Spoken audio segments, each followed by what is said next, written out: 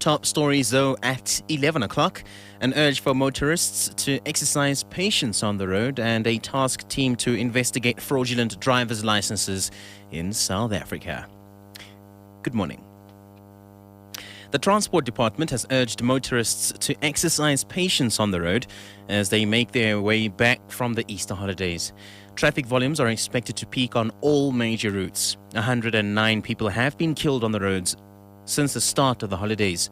Excessive speeding, reckless and negligent driving, and driving under the influence of alcohol have been identified as the major causes of road fatalities.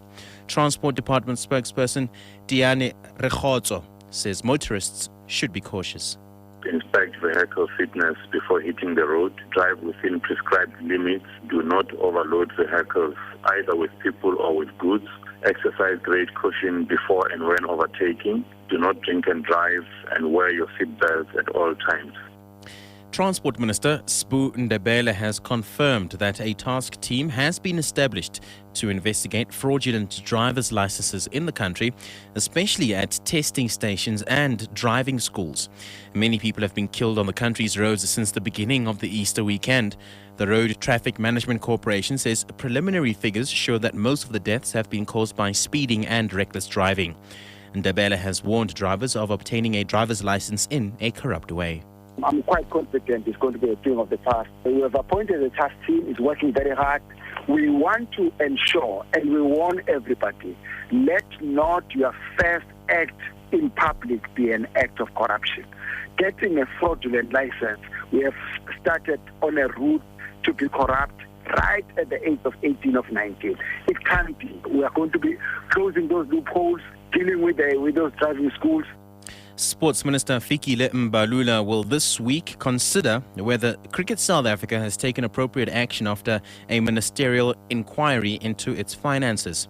Mbalula's spokesperson, Baina Khalane, says the minister has met with CSA acting president Willie Basson. The cricket body was given April the 9th as the deadline to respond to the inquiry's committee's findings.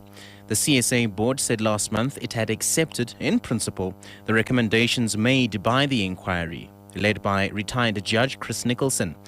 A senior counsel was appointed to chair the disciplinary inquiry of suspended CSA Chief Executive Gerald Majola.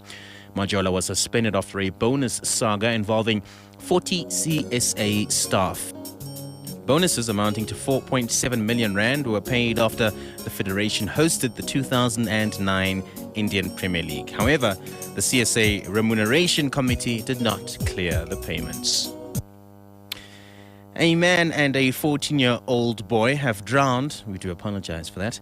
A man and a 14-year-old boy have drowned after their canoe capsized in a river at Mzamba, near Port Edward on the KZN South Coast. It's believed the two went canoeing near the Mzamba casino yesterday afternoon.